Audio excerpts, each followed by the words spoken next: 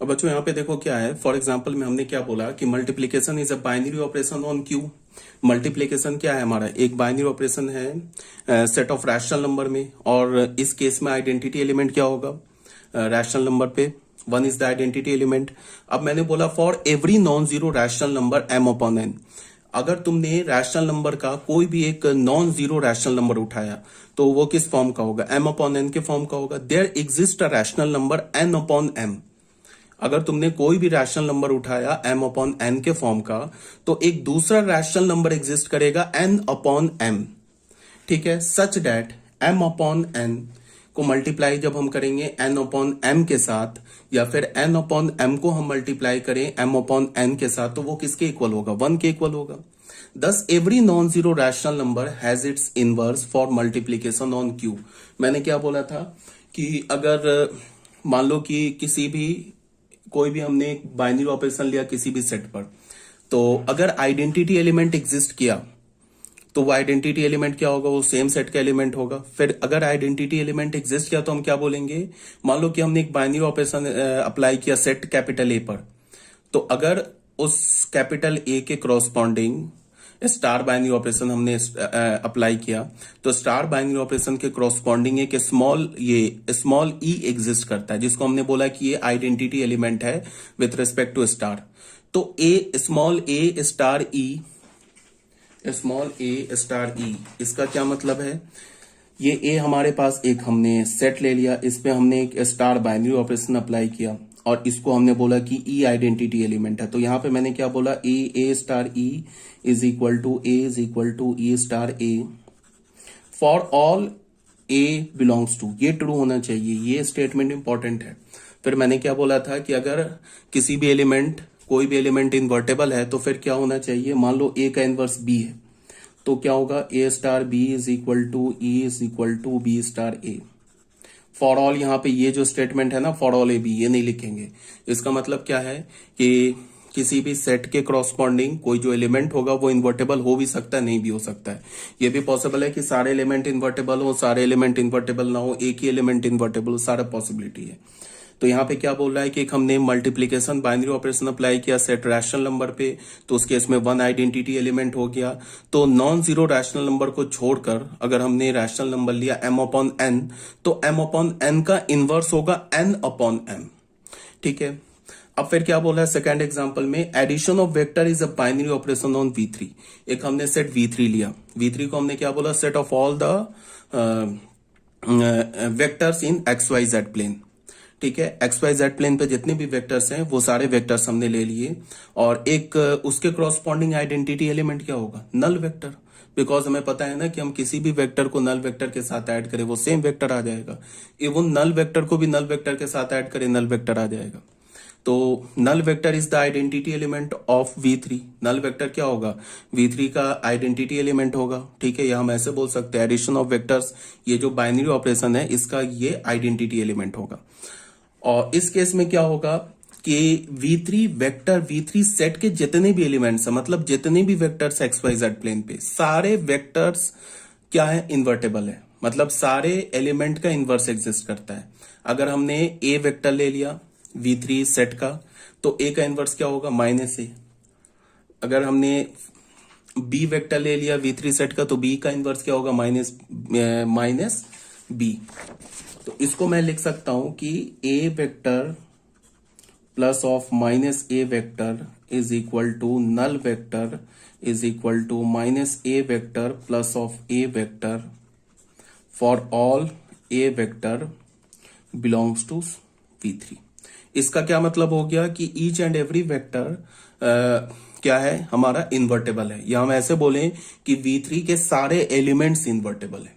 इस केस में सारे एलिमेंट्स इन्वर्टेबल है, और इनवर्स के ये आइडेंटिटी एलिमेंट क्या है, वो नल वेक्टर है। ठीक है, तो ए का एडिटिव इनवर्स क्या हो गया, minus A vector. Minus A vector का एडिटिव इनवर्स क्या हो गया, ए वेक्टर। ए वेक्टर का इनवर्स क्या हो गया, माइनस ए वेक्टर, और माइनस ए वेक्टर का इनवर्स क्या हो गया, ए वेक्टर। ठीक है, अब आ जाओ एक क्वेश्चन नंबर 1 पे। ऑन क्यू एक हमने सेट ले लिया rational number, the set of all the rational number ठीक है। A binary operation star is defined, एक बाइनरी ऑपरेशन हमने स्टार डिफाइन किया, उसको हमने क्या बोला, ए स्टार बी किसके इक्वल होगा, ए बी अपॉन 5 के इक्वल होगा for all A B belongs to Q. ठीक है। Find the identity element for star in Q, पहले तो हमें आइडेंटिटी एलिमेंट निकालना है, फिर हमें क्या प्रूव करना है, also prove that every non zero element of Q is invertible. पहले तो हमें क्या करना है, हमने पहले क्या किया है कि स्टार बाइनरी ऑपरेशन लिया, सेट ऑफ रैशनल नंबर पे डिफाइन कैसे किया, उसको बोला ए स्टार बी किसके इक्वल है, ए बी अपॉन 5 के इक्वल है। फिर हमने बोला क्या कि आइडेंटिटी एलिमेंट निकालो स्टार का, किस में, रैशनल नंबर के सेट में आइडेंटिटी एलिमेंट निकालो, फिर ये प्रूव करो कि रैशनल नंबर के हर एक एलिमेंट इन्वर्टेबल है सिर्फ जीरो को छोड़ के। ठीक है, तो उसको प्रूफ देख लेते हैं। सबसे पहले हमने क्या किया, एक स्मॉल ई मान लिया, किसका, आइडेंटिटी एलिमेंट मान लिया स्मॉल ई को। तो स्मॉल ई किसका एलिमेंट होगा, रैशनल नंबर का एलिमेंट होगा। ठीक है, तो फिर हमने क्या बोला, ए स्टार ई को किसके इक्वल किया, ए के। अगर ई आइडेंटिटी एलिमेंट है तो इसका मतलब है ना कि ए स्टार ई किसके इक्वल होना चाहिए, ए के, और ये किसके इक्वल होना चाहिए, ई स्टार ए के, for all A belongs to rational number, ये ट्रू होना चाहिए। तो ए स्टार ई पे हमने बाइनरी ऑपरेशन अप्लाई किया तो क्या होगा, ए अपॉन 5, ए के इक्वल हो गया, यहां से क्या हो गया, ई अपॉन 5। इस दोनों को सॉल्व करोगे तो ई का वैल्यू क्या आ जाएगा, 5। इसका मतलब क्या हुआ कि 5 इज द आइडेंटिटी एलिमेंट, 5 हमारा आइडेंटिटी एलिमेंट हो गया for the binary operation star on the set Q. अब ये तो पहला तो पार्ट हो गया प्रूफ। अब हमें क्या प्रूफ करना है कि जितने भी नॉन जीरो रैशनल नंबर है ना वो इन्वर्टेबल है, जितने भी नॉन जीरो रैशनल नंबर है। हमने क्या किया, हमने मान लिया कि let x be the inverse of an element a. X को, ये हमने ए कोई भी रैशनल नंबर का एलिमेंट उठा लिया और मान लिया कि इस रैशनल नंबर का जो एलिमेंट ए है इसका इनवर्स एक्स है। तो अगर ए का इनवर्स एक्स है तो फिर कंडीशन क्या होगा, A star X is equal to X star A is equal to E, ऐसा होना चाहिए ना। तो ए स्टार एक्स क्या हो गया, ए एक्स अपॉन 5, और एक्स स्टार ए क्या हो गया, एक्स अपॉन 5। ई क्या हमने निकाल रखा है, 5, तो हमें एक्स की वैल्यू क्या हो गई, 5 ई अपॉन ए। ई का वैल्यू फिर 5 डाल देंगे तो एक्स की वैल्यू क्या आ गई, 25 अपॉन ए। अब यहां पे देखो डिनोमिनेटर में क्या आ गया, ए, तो ए को नॉन जीरो होना होगा। अगर ए जीरो हो जाएगा फिर एक्स डिफाइन नहीं होगा। इसका मतलब फिर यहां से हमें क्या पता चला कि अगर मैं ए को जीरो लूं तो जीरो का इनवर्स एग्जिस्ट नहीं करेगा। जीरो को छोड़ के मैं कोई भी रैशनल नंबर ले लूं उसका इनवर्स क्या होगा, 25 अपॉन ए। ए अगर मैं एनी रैशनल नंबर लूं एक्सेप्ट जीरो, जीरो को छोड़ के कोई भी रैशनल नंबर लूं तो उसका इनवर्स क्या होगा। मान लो हमने ए का वैल्यू ले लिया 10, तो 10 का इनवर्स क्या होगा, 10 का इनवर्स होगा 25 अपॉन 10। ठीक है, अगर मैंने ले लिया 1 अपॉन 2 तो 1 अपॉन 2 का इनवर्स क्या होगा, 25 अपॉन 1 अपॉन 2, तो क्या हो जाएगा, 50 उसका इनवर्स हो जाएगा। सो सिर्फ A is not invertible, sorry zero is not invertible, zero को छोड़ के बाकी सारे एलिमेंट इन्वर्टेबल हैं और उस इनवर्स क्या होगा, 25 अपॉन ए। जैसे एग्जांपल ले लो ना यहाँ पे, जैसे मान लो कि हमने ए का वैल्यू ले लिया 1 अपॉन 2 ले लिया, तो 1 अपॉन 2 का इनवर्स क्या हो जाएगा, 1 अपॉन 2 का इनवर्स हमारे पास 25 अपॉन ए। तो इनवर्स को हमने बी बोला तो बी क्या हो जाएगा, 25 अपॉन ए, तो इंटू 2 50 हो जाएगा। अब तुम देख लो ए star be, A star B क्या होता है, ए बी अपॉन 5, तो 1 अपॉन 2 इंटू बी का वैल्यू क्या, 50 अपॉन 5, ये क्या हो जाएगा 50/10, ये किसके इक्वल हो गया, 5। यही तो 5 आइडेंटिटी एलिमेंट है हमारा। और बी स्टार ए ले लो, बी स्टार ए क्या हो जाएगा, बी अपॉन 5, तो क्या हो जाएगा 50 इंटू 1 अपॉन 2 अपॉन 5, ये फिर आ जाएगा हमारे पास 5। यही तो ई है। तो हम यहां से लिख सकते हैं ना, ऐसे लिख सकते हैं ना, 1/2 star 50 is equal to 5 is equal to 50 star 1 upon 2। सिर्फ हमारा जीरो जो होगा वो इन्वर्टेबल नहीं होगा, जीरो को छोड़ के बाकी सारे एलिमेंट क्या होंगे, इन्वर्टेबल होंगे। आइडेंटिटी एलिमेंट हमने क्या खोजा, 5। ठीक है, ये प्रूफ कर दिया हमने। ये हो गया हमारा क्वेश्चन नंबर 1। यहाँ पे ये जो इनवर्स लिखा है ना 25 अपॉन ए, ये 5 ई अपॉन ए के इक्वल है। ठीक है, क्वेश्चन नंबर 2 में आ जाते हैं। Let star be a binary operation. एक स्टार हमने बाइनरी ऑपरेशन डिफाइन किया किस सेट में? Set of all rational number except one. One को छोड़ के बाकी सारे वन को छोड़ के जितने भी रैशनल नंबर है उस पे एक हमने स्टार बाइनरी ऑपरेशन अप्लाई किया। क्या बोला? ए स्टार बी को क्या बोला? A plus B minus A B. A star B को क्या बोला? A plus B minus A B. For all A B belongs to Q minus one, find the identity element with respect to star. सबसे पहले हमें identity element चाहिए with respect to star on the set Q minus one. Also prove that every element of Q minus one is invertible. फिर हमें prove क्या करना है कि क्यू माइनस वन सेट के हर एक एलिमेंट इन्वर्टेबल है।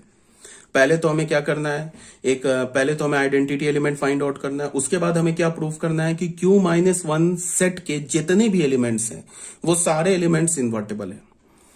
तो सॉल्यूशन स्टार्ट करते हैं। हमने क्या बोल दिया कि लेट, हमने मान लिया कि ई जो है हमारा आइडेंटिटी एलिमेंट है on this set Q minus one, ठीक है, विथ रेस्पेक्ट टू स्टार। तो अगर ई को आइडेंटिटी एलिमेंट माना तो फिर क्या होगा? ए स्टार ई किसके इक्वल होगा? ए के। और ये किसके इक्वल होगा? ई स्टार ए के। For all A belongs to Q minus one, ठीक है। तो यहां से क्या हो गया? ए स्टार ई को हमने ए बोला, ये वाला पहला इक्वेशन ले लिया। For all A belongs to Q minus one, तो ए स्टार ई पर हमने क्या कर लिया? बाइनरी ऑपरेशन अप्लाई किया। तो क्या करेंगे? A plus B minus A B था तो क्या हो जाएगा? ए प्लस ई माइनस ए ई किसके इक्वल होगा? ए के। तो ए कैंसिल हो गया, ई कॉमन ले लिया तो one minus a is equal to zero हो गया। अब देखो ए जो है हमारा वो किसका एलिमेंट है? क्यू माइनस वन का एलिमेंट है। तो ए तो वन हो नहीं सकता। तो अगर ए वन नहीं है तो वन माइनस ए जीरो नहीं है। तो but E into one minus A zero है, इसका मतलब क्या? फिर ई जीरो है। तो आइडेंटिटी एलिमेंट हमें क्या मिल गया? Zero. Thus zero is the identity element for star, ठीक है, on set Q minus one. यहां क्लियर हो गया। अब हमने क्या बोला कि let A B the arbitrary element. फिर हमने आइडेंटिटी एलिमेंट प्रूव कर दिया, E is equal to zero. इस इक्वेशन को भी लो, A is equal to E star A, फिर भी हमें क्या मिलेगा? Is equal to zero. अब हमने क्या बोला कि फिर हमने स्मॉल ए कोई भी रैंडम एलिमेंट उठा लिया किस सेट का? क्यू माइनस वन का। और उसमें क्या बोला कि स्मॉल ए का इनवर्स जो है वो बी है, अज्यूम कर लिया। तो अगर स्मॉल ए का इनवर्स बी है तो फिर क्या होगा? A star B is equal to E is equal to B star A. E का वैल्यू क्या है? जीरो। तो फिर क्या हो गया? A star B is equal to zero is equal to B star A. तो ए स्टार बी को हमने अप्लाई किया तो ए स्टार बी किसके इक्वल हो जाएगा? ए स्टार बी को जीरो किया तो फिर ये क्या हो जाएगा? One plus B minus A B is equal to zero. तो यहां से बी की वैल्यू हमें क्या मिल गई? ए अपॉन ए माइनस वन, ठीक है। तो ये इक्वेशन क्या बोल रहा हमसे? ये इक्वेशन क्या बोल रहा हमसे? ये इक्वेशन बोल रहा है कि सिर्फ तुम ए का वैल्यू वन नहीं ले सकते हो और बाकी कुछ भी ले लो, उसका इनवर्स बी है। और बी किसके इक्वल है? ए अपॉन ए माइनस वन के इक्वल है। तो ए का वैल्यू तो हम वन नहीं ले सकते। और बिकॉज ऑब्वियस सी बात है, जो ए एलिमेंट आ रहा है वो किस सेट से आ रहा है? क्यू माइनस वन सेट से आ रहा है। तो इसका मतलब ए इज इक्वल टू वन भी नहीं है। A is equal to one तो है ही नहीं। तो इसका मतलब क्या है कि जितने भी ए है ना उन सारे ए के क्रॉसपॉन्डिंग बी एग्जिस्ट कर रहा है। और वो बी किसके इक्वल है? ए अपॉन ए माइनस वन के। इसका क्या मतलब हुआ कि क्यू माइनस वन सेट के हर एक एलिमेंट का इनवर्स एग्जिस्ट कर रहा है। हम कोई भी एलिमेंट उठा ले क्यू माइनस वन सेट का, मान लो हमारे पास सेट क्या दे रखा है? Q minus one. इस सेट का कोई भी एलिमेंट उठा ले, मान लो हमने वन अपॉन टू उठा लिया तो वन अपॉन टू इन्वर्टेबल है। और इसका इनवर्स क्या है? इसको हमने ए बोला तो बी क्या हो जाएगा? बी ए का इनवर्स हो जाएगा। ये क्या हो जाएगा? One upon to minus one. ये क्या हो जाएगा? One upon to minus one. तो वन अपॉन टू का इनवर्स माइनस वन हो गया और माइनस वन का इनवर्स वन अपॉन टू हो गया। देख लो, वन अपॉन टू के साथ ना तुम star binary operation minus one ले लो तो ये क्या हो जाएगा? दोनों को ऐड करना हमें, one upon two plus of minus one, फिर माइनस, दोनों को मल्टीप्लाई करना, minus one into one upon two. ये क्या हो जाएगा? माइनस वन अपॉन टू, ये minus minus plus one upon two, ये आ गया ना जीरो आइडेंटिटी एलिमेंट। फिर इसी प्रकार से माइनस वन का स्टार ले लो वन अपॉन टू से तो ये भी जीरो आ जाएगा। तो फिर हमें क्या मिल जाएगा? One upon two star minus one is equal to zero, minus one star one upon two, ये ट्रू हो जाएगा। ठीक है, इसका क्या मतलब हो गया कि क्यू माइनस वन सेट का हर एक एलिमेंट इन्वर्टेबल है। क्यू माइनस वन सेट का हर एक एलिमेंट इन्वर्टेबल है और उसका जो इनवर्स है वो क्या है? बी। और बी किसके इक्वल है? अगर मैंने Q-1 सेट का एक एलिमेंट A ले लिया तो A का इनवर्स B है और B किसके इक्वल है, A/A-1 के। ठीक है, तो ये भी प्रूफ हो गया कि Q-1 सेट का हर एक एलिमेंट इन्वर्टेबल है। अब क्वेश्चन नंबर 3 में आ जाओ। क्वेश्चन नंबर 3 में क्या बोल रहा है कि हमने एक कैपिटल सेट X ले लिया, नॉन एम्प्टी सेट है, एक स्टार बाइनरी ऑपरेशन अप्लाई किया कि किस पर, पावर ऑफ X पे। The power set of set X, ठीक है, डिफाइन क्या किया, A स्टार B को क्या बोला, A union B for all A B belongs to PX। ठीक है, prove that A star is both commutative and associative. हमें प्रूव करना है कि स्टार जो हमारा कम्यूटेटिव भी है, एसोसिएटिव भी है। फिर हमें क्या करना है, find the identity element with respect to star. Identity element हमें खोजना है स्टार बाइनरी ऑपरेशन के क्रॉसपॉन्डिंग। उसके बाद फिर क्या बोल रहा है, also show that five belongs to PX is the only invertible element of PX। इसका क्या मतलब है, फिर से क्वेश्चन सुनो, ये एनसीईआरटी का क्वेश्चन है। सबसे पहले बोला कि एक X हमारे पास नॉन एम्प्टी सेट है, ठीक है। उसके बाद हमने क्या बोला कि हमने बाइनरी ऑपरेशन अप्लाई किया यूनियन किस सेट पर, पावर ऑफ X पर। ठीक है, अब हमें क्या प्रूफ करना है कि ये जो बाइनरी ऑपरेशन स्टार है ना, या जो यूनियन बाइनरी ऑपरेशन है, ये कम्यूटेटिव भी है, ये एसोसिएटिव भी है। पहले ये हमें प्रूफ करना है, ठीक है। उसके बाद हमें क्या करना है, आइडेंटिटी एलिमेंट खोजना है विथ रिस्पेक्ट टू स्टार। उसके बाद हमें क्या प्रूफ करना है कि five is the only invertible element, सिर्फ फाइव इन्वर्टेबल एलिमेंट है और कोई दूसरा इन्वर्टेबल एलिमेंट नहीं है। ये एनसीईआरटी का क्वेश्चन है।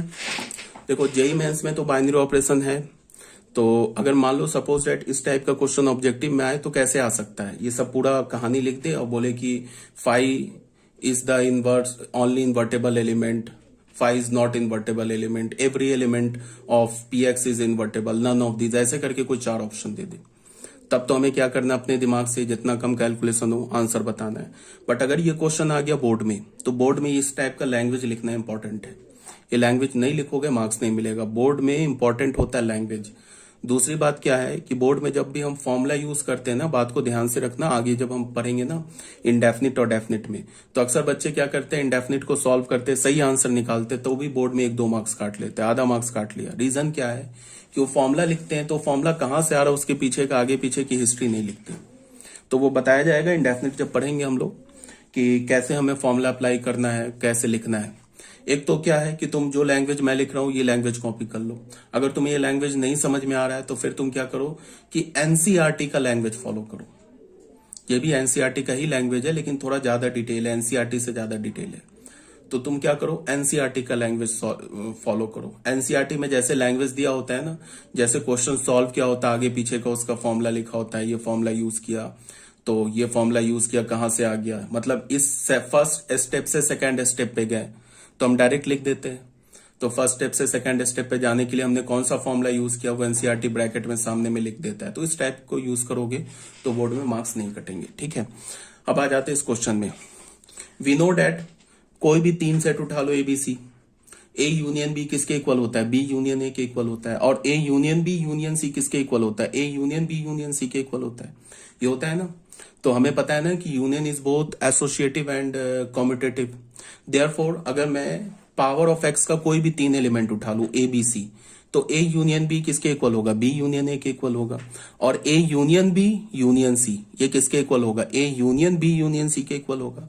इसका क्या मतलब पता चला कि A star B star A के इक्वल है, और A star B star C किसके इक्वल है, A star B star C के इक्वल है। तो हो गया, star is both competitive as well as associative on PX। Star क्या हो गया हमारा, कॉम्पिटेटिव भी हो गया, एसोसिएटिव भी हो गया। यहां तक तो ये प्रूफ हो गया। पहला तो प्रूफ हो गया कि हमें प्रूफ करना था ना कि star is both competitive and associative, वो तो हमने प्रूफ कर दिया। अब दूसरे में क्या बोल रहा है कि ये प्रूफ करो कि आइडेंटिटी एलिमेंट निकालो। तो हमें पता है ना कि अगर मैं किसी भी सेट का पावर लिखूं तो उसके पावर में एक फाई आएगा, किसी भी सेट का पावर में तो फाई आएगा ना, because phi is the subset of every set. तो किसी भी सेट का मैं पावर अगर पावर लिखता हूं तो उसका क्या मतलब है, उस सेट के सारे सबसेट्स लिखने हैं, तो सेट के तो में एक फाई भी आ जाएगा। तो यहां पे हमने क्या बोला कि हमें पता है ना कि किसी भी सेट का अगर मैं यूनियन लू फाई के साथ वो सेम सेट आता है। तो मैं लिख सकता हूं a union phi is equal to A is equal to phi union A for all A belongs to P X. मैं कोई भी सेट ए ले लूं पावर ऑफ एक्स का, अगर मैं ए यूनियन फाई लूं तो किसके इक्वल आएगा, ए सेट के साथ आएगा, ए सेट के इक्वल आएगा। ठीक है, so phi is the identity element for star on P X. तो अगर ये क्वेश्चन होता ना बोर्ड में, तो अगर तुम ये दो लाइन नहीं लिखोगे ना तो फिर मार्क्स नहीं मिलेगा। डायरेक्ट लिख दोगे ना कि phi is the identity element, तो मार्क्स नहीं मिलेगा। बोर्ड की बात बता रहा हूं, ये दो लाइन लिखना होगा, तुम्हें ये दिखाना होगा कि A union phi is equal to A is equal to phi union A for all A belongs to P X. सारे ए के लिए ट्रू है जो कि पावर ऑफ एक्स का एलिमेंट है। तो फिर ये भी लाइन लिखना होगा A star phi is equal to A is equal to phi star A is for all A belongs to P X. ये दो लाइन लिखने के बाद तुम लिखोगे phi is the identity element, तो जाके पूरे मार्क्स मिल जाएंगे। ठीक है, तो ये भी हमने प्रूफ कर दिया कि phi is the identity element. अब हमें क्या प्रूफ करना है, अब हमें ये प्रूफ करना है कि every element phi is the only invertible element, ये हमें प्रूफ करना है। ठीक है, तो phi is the only invertible element, इसका क्या मतलब है, ये देखो। हमने मान लिया क्या कि एक एलिमेंट ए माना पावर ऑफ एक्स का, बी द इन्वर्टेबल एलिमेंट। ए को हमने मान लिया कि पावर ऑफ एक्स का एलिमेंट है, वो इन्वर्टेबल है, और उसके इनवर्स को हमने एस मान लिया। तो एस भी कहां से होगा, पावर ऑफ एक्स का एलिमेंट होगा। तो ए के इनवर्स को एस माना, तो फिर अकॉर्डिंग टू इनवर्स क्या होगा, ए स्टार एस किसके इक्वल होना चाहिए, फाई के, और ये किसके इक्वल होना चाहिए, एस स्टार ए के। तो यहां से ए स्टार एस अप्लाई करोगे तो क्या हो जाएगा, a union S is equal to phi, S union a is equal to phi. अब तुम बताओ, a union b is equal to b union a हो और वो फाई के इक्वल हो, इसका क्या मतलब है, ए और बी दोनों फाई के इक्वल है। इसका क्या मतलब है, एस क्या है, फाई के इक्वल है, और ए क्या है, फाई के इक्वल है। तो phi is the only invertible element and inverse of phi is phi. Inverse phi का क्या है, फाई। हो गया प्रूफ। अब बच्चों आ जाओ क्वेश्चन नंबर 4 में। क्वेश्चन नंबर 4 में क्या बोल रहा है कि let x be a non empty set. X को हमने क्या बोला, एक नॉन एम्प्टी सेट बोला। एंड स्टार को हमने क्या बोला, be a binary operation on P X. Star को हमने बाइनरी ऑपरेशन बोला पावर ऑफ एक्स में। हमने डिफाइन क्या किया, ए स्टार बी को क्या बोला, ए intersection B for all A B belongs to P X.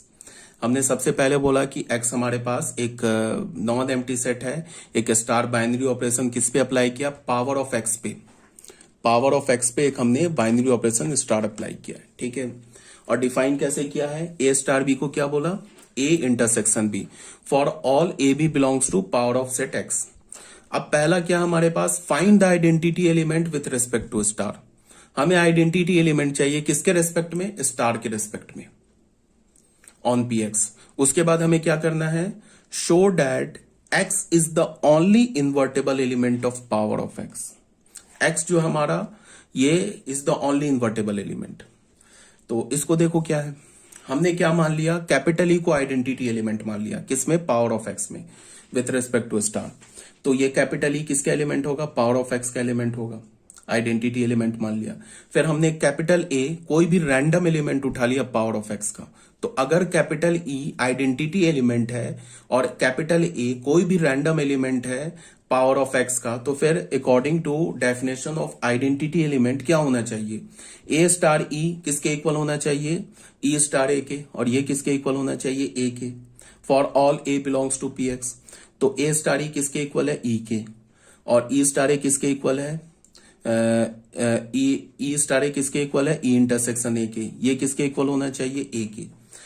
तो तुम यहां से देखो कि ई का वैल्यू क्या होगा, ई का वैल्यू एक्स होगा।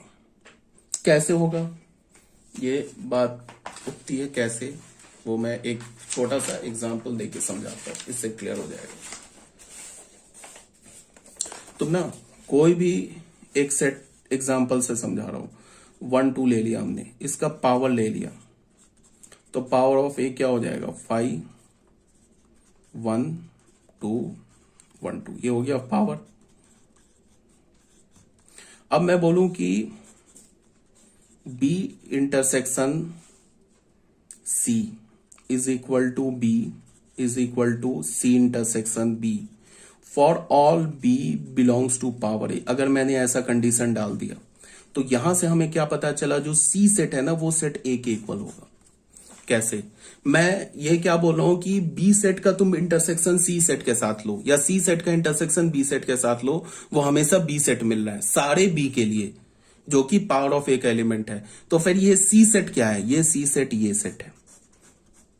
इस सेट के साथ तुम किसी भी सेट, इसका इसका इसका या खुद इसका इंटरसेक्शन लोगे ना, तो वो सेम सेट आ जाएगा। बिकॉज ये जो सेट ए है ना, जो सेट ए है वो सबसेट है किसका? बी का। For all B belongs to power of A, ये बोला जा रहा है। तुम कोई भी बी उठा लो, कोई भी तुम सेट ए ये क्या उठा लो कोई भी बी उठा लो पावर ऑफ ए का, कोई भी एलिमेंट बी उठा लो, देख लो ना, पावर ऑफ ए से कोई भी एक एलिमेंट उठा लो, उसका इंटरसेक्शन सेट ए के साथ लो तो क्या मिलेगा? ऑब्वियसली बात है सेट बी मिल जाएगा, बिकॉज ये जो सेट है ना इन सारे सेट का सबसेट है। तो यही बात तो बोला जा रहा है यहां पे। ए का इंटरसेक्शन हमने एस के साथ लिया, वो एक्स के इक्वल आ गया, और ये किसके इक्वल हो गया? एस इंटरसेक्शन ए। एक्स क्या हमारा? एक्स जो है हमारा वो आइडेंटिटी एलिमेंट है। तो यहां पे ए क्या होगा? ए एस के इक्वल होगा। ए जो होगा एस के इक्वल होगा, because A is the subset of x and x is the subset of S is the subset of x. यहां पे हमने बोला ना यहां पे हमने बोला ना कि ए इन्वर्टेबल एलिमेंट है, तो ए इन्वर्टेबल एलिमेंट है तो ए क्या हमारा? पावर ऑफ एक्स का एलिमेंट है।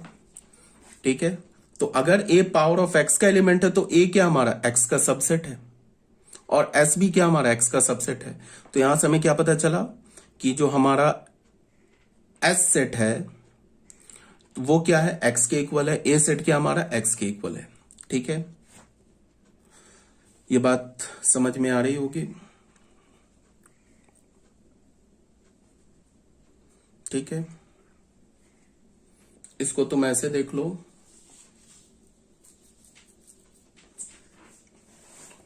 एक तो ये बात हो गई। दूसरी बात तुम ऐसे देख लो कि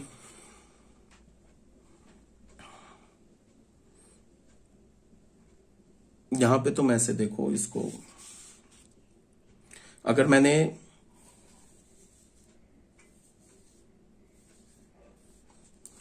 इसको सेट ये लिया है ना, ये हमारा क्या? सेट वन है। अगर मैंने इसको ऐसे बोला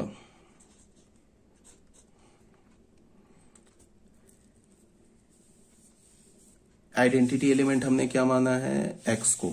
अगर मैंने ऐसे बोला कि ए की जगह मैंने ले लिया b intersection c is equal to set 1 2,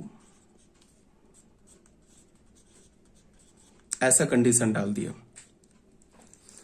ठीक है, तो यहां से हमें क्या पता चलेगा? यहां से हमें पता चलेगा कि बी सेट और सी सेट इक्वल है, और वो किसके इक्वल है? 1 2 के इक्वल है। ठीक है, बिकॉज अगर ये सेट हमने सेट ए ले लिया है इस क्वेश्चन के अकॉर्डिंग, तो और बी इंटरसेक्शन सी का सेट हमने, बिकॉज अगर हमारे पास ना ये ऐसे होता ना कि यहां पे ऐसे तुम ऐसे देखो कि अगर बी कोई मैंने एलिमेंट, जैसे इस केस में लिया, बी को हमने क्या बोला? कोई भी रैंडम एलिमेंट उठा लिया और वो बी के इक्वल आ रहा है, तो इसका मतलब ये जो सी सेट है ना, ये सेट ए के इक्वल है, तभी ये ट्रू है। और अगर मैंने बी इंटरसेक्शन सी को ए सेट के ही इक्वल कर दिया और इसको बोल दिया सी इंटरसेक्शन बी है, तो ये तभी पॉसिबल है जब बी और सेट सी दोनों इक्वल हो, वो सेट 1 2 के इक्वल हो। अब बाकी किसी के लिए पॉसिबल नहीं है। तुम कोई भी उठा के देख लो, अगर मान लो हमने सेट 1 का इंटरसेक्शन ले लिया ना, किसके साथ? 1 2 के साथ ले लिया, तो ये फिर क्या आ जाएगा? सेट 1 आ जाएगा, ये सेट 1 2 नहीं आएगा। ठीक है, ये यहां पे सेट 1 2 लाने के लिए यही पॉसिबिलिटी है कि ये सेट 1 की जगह भी तुम्हें क्या लेना होगा? सेट 1 2। तो इसी बात को यहां बोल रहा है, A is equal to S is equal to X होना चाहिए। तो इसका क्या मतलब हो गया कि हमने क्या बोला था? ए को इन्वर्टेबल एलिमेंट बोला था, और उसके इनवर्स को क्या बोला था? एस बोला था। ठीक है, तो हमने क्या बोला? ए intersection S is equal to S intersection a is equal to x. फिर यहां से हमें क्या पता चला कि यहां पे तो ए एस और एक्स, ये तो तीनों इक्वल सेट मिल गया, और वो तीनों इक्वल सेट मिल गया किसके? एक्स के। तो तो यहां से हमें क्या पता चल गया, x is the only invertible element of power of x with respect to star and it is the inverse of itself. जो इसका मतलब जो आइडेंटिटी एलिमेंट है ना, वही सिर्फ एक इन्वर्टेबल एलिमेंट है और उसका इनवर्स खुद वो आइडेंटिटी एलिमेंट है। ये तो हमें पता है कि identity element is always invertible, और आइडेंटिटी एलिमेंट का इनवर्स क्या होता है, सेम आइडेंटिटी एलिमेंट। तो आई होप यहाँ पे ये क्लियर होगा। ठीक है, नहीं समझ में आया तो पूछ लेना एक बार और, 1 सेकंड में, मीन्स 5 से 10 सेकंड में। ए को हमने इन्वर्टेबल बोला और ए के इनवर्स को हमने एस बोला, तो ये हमने इनवर्स का कंडीशन लगा दिया। फिर इस कंडीशन को देखते हुए हमने क्या बोला, ए सेट और एस सेट इक्वल है, वो किसके इक्वल है, एक्स के इक्वल है। ये तभी पॉसिबल है अगर हमने सेट को जो लिया है, पावर ऑफ एक्स को लिया है, तो ये तभी पॉसिबल है जब क्या होगा, ए सेट और एस सेट किसके इक्वल हो, एक्स सेट के इक्वल हो। जिस सेट पर हमने पावर लिया है तभी ये कंडीशन पॉसिबल है। इसका क्या मतलब है कि set x is the only invertible element. जो हमारा आइडेंटिटी एलिमेंट है वही इन्वर्टेबल एलिमेंट है और उसका इनवर्स क्या है, वो खुद सेट है। ये बात आ गई समझ में।